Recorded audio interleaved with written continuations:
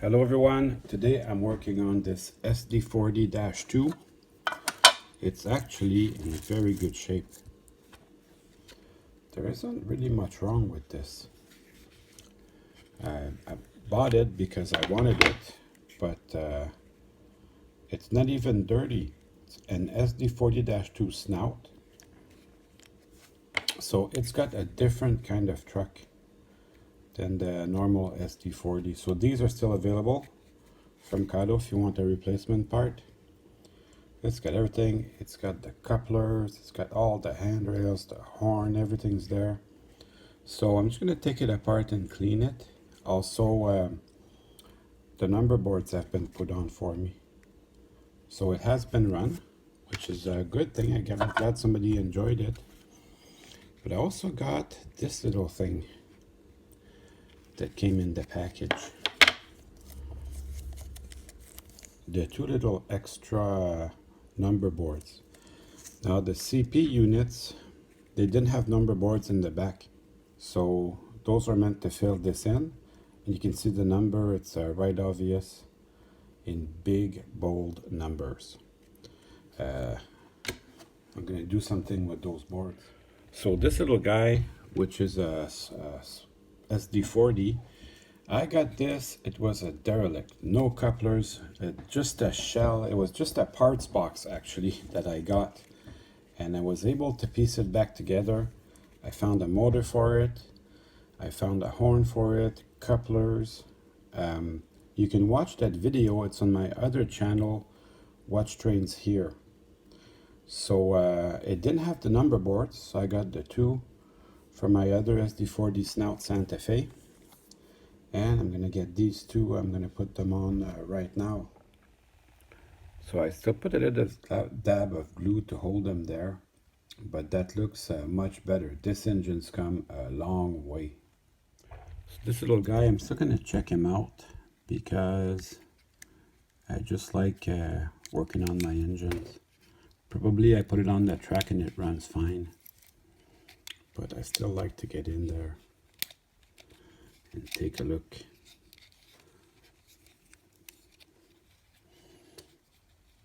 It's hooked up, the handrails are hooked up on the pin that connects the frame to the motor here. It was just hooked up on that.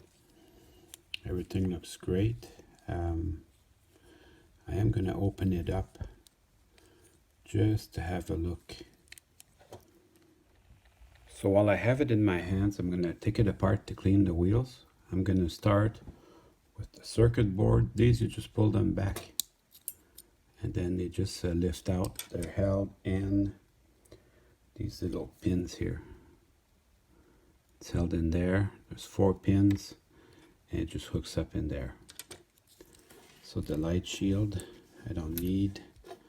The gas tank I don't need. So that will allow the contact strips to fall out, which is okay. I don't mind. And then we'll just remove these 2 screws.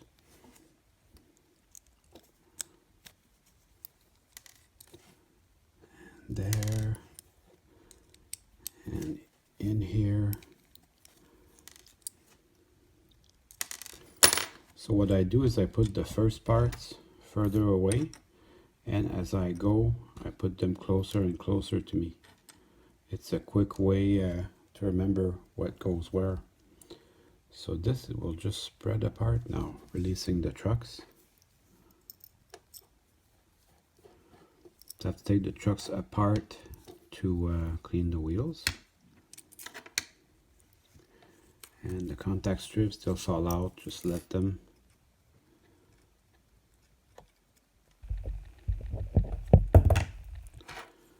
And then we'll spread the frame apart. So everything looks brand new here. I'm just gonna put a little drop of glue. I can hear it rubbing just a little bit. That is the engine cradle, which is not in its proper place. So I usually never do that, but today I will. I'm going to take apart the engine cradle and we'll see if we can bend this back into the right place. Or maybe it's not snapped into the right place. We'll just take a look at that. This engine probably was just a little noisier than it was supposed to. Yep. So I also want to remember which end this painted magnet is. It's nice for me too to have the video to go back and look.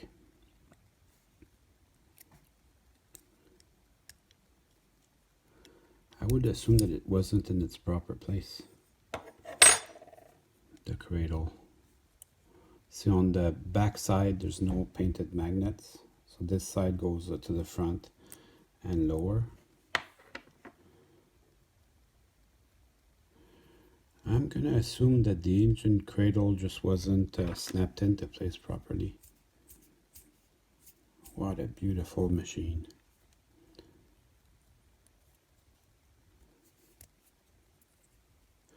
You could lubricate these bearings, but these run fine, so I don't think that I will. So I'm going to see if I can snap this back. It should not interfere with anything. See now? No interference. The worm gears, I do lubricate them. I will lubricate them. Just a drop is all you need. So with a bottle like this, you can do many trains. And that's all you need. So there, I made it visible to you which kind of oil I use. Use a light oil, and be careful, some oils will melt the plastic, so you can't use just anything. You guys like Hot Wheels? It always says on the Hot Wheels, do not lubricate the wheels and axles. Well, with today's technology, I'm sure we have oils that can work on the Hot Wheels, but still, even to this day, they don't recommend doing anything. I've been watching lately a lot of Hot Wheels customization, and I don't like customizing my Hot Wheels because you're basically spending hours and hours and hours repainting a Hot Wheel that, you know, it only costs $1 to get a new one. So, and some of the Hot Wheels that come out, they don't need to be customized. They're actually very nice, just the way they are. And if they're not nice, don't buy them. They make hundreds of different models every year. So you should only buy the nice ones, I think. But I still do my customs just because I enjoy working on them. And I restore red lines also. The red lines, I really love red lines. So I'll restore the Hot Wheels red lines every once in a while. So this feels pretty good. I'm going to test it on the bench. So I got my test leads. That sounds really good. So since I have everything in my hands now, I'm going to clean the trucks. They actually seem pretty clean to me. I guess I'm just a little bit obsessed with having clean engines. So I'm still going to clean them.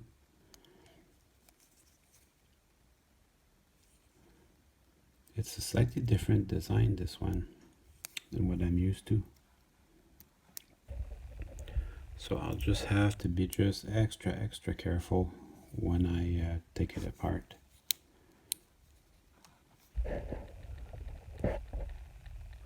But it's gonna go. Yeah, there's an extra little door here in the end, which I didn't want to pry on that.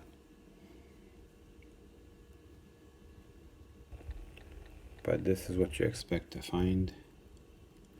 It's almost new, this engine. Beautiful stuff. Probably don't even need to clean it. So I'm going to clean it with my rag. always use my rag and my nail to clean them. But since it has been run before, I feel the need to. So there's one. And then the side frames and the gearbox is going to go under the tap with my toothbrush and some dish soap. Well, actually, it's not that long to do this. And my rag's not too dirty.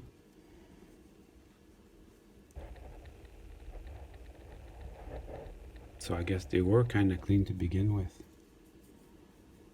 But now there's just extra clean.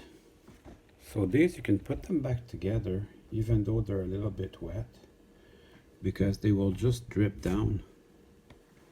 And while it's sitting on the bench,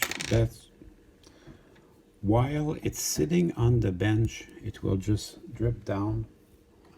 And by the time you get it on the track, it'll be dry enough.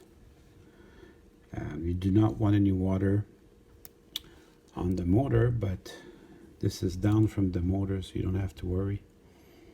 So you can see this pin here has to go on the truck tower,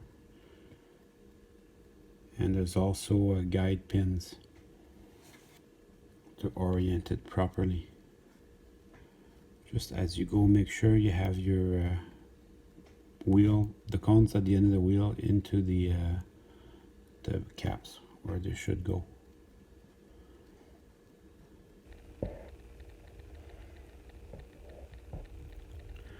That is kind of important. But this is a good design. I enjoy working with them. And you can test it with your finger just to make sure everything's running the way you like. And then I can bring back the side frames. The side frames is only one way that they can go. There's a protruding part here, and this little door here goes into there. HTC trucks is what they call them, so feels pretty good. Now all that's left to do is put everything back together. I'm gonna start with the contact strips. Now these, I like to put them now, and I'll put the gas tank to hold them in.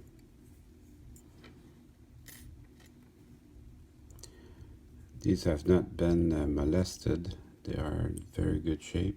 So they fit right in where they should go, under this pin.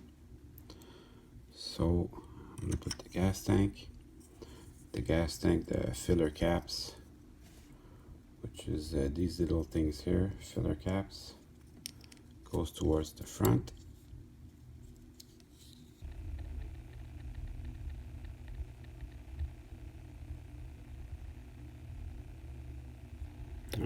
Maybe the front's this way. There's a tab there, so it can only go one way. And then I'm going to put my screws, but I won't tighten them.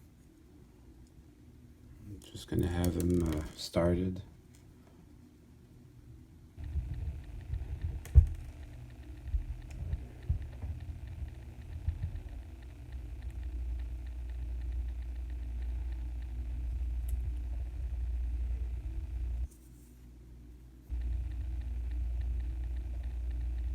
So this engine was really good shape to begin with, so it's not too much to do to it. And that is going to be a good runner. So my screws, I just start them. I don't tighten them.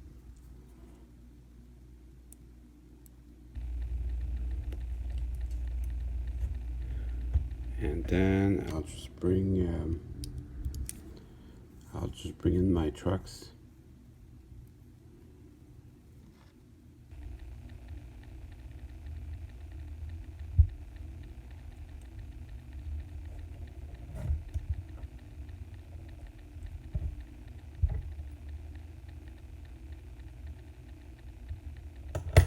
There. So now the trucks, this side goes in, the side with the little tab goes towards the gas tank. So I'll just spread the frame out just enough to squeeze them in there. Here we go. And then I use gravity as my friend.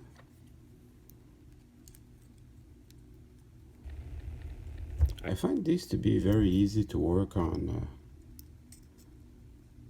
I like the way all the gears and the motor, everything looks inside. Now that I've got my trucks in, I can just tighten the screw. It doesn't have to be very tight, just enough to hold everything together.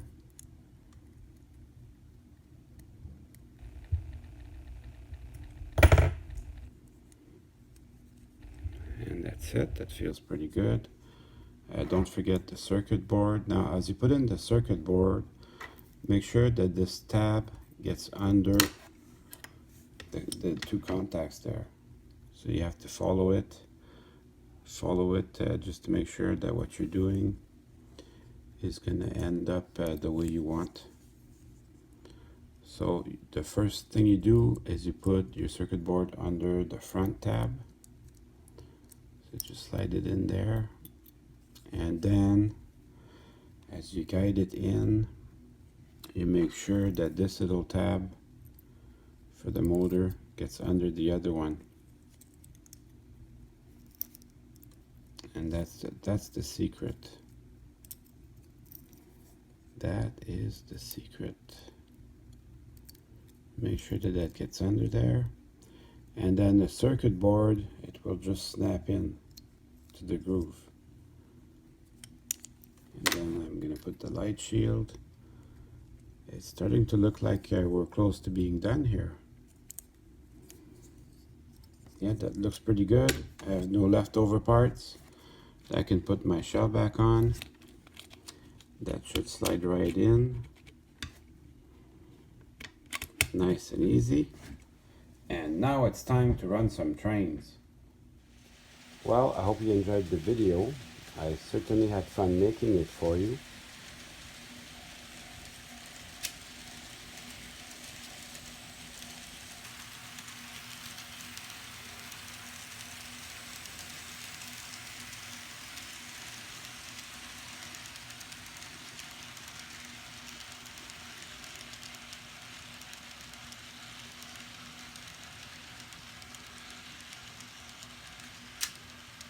See you soon.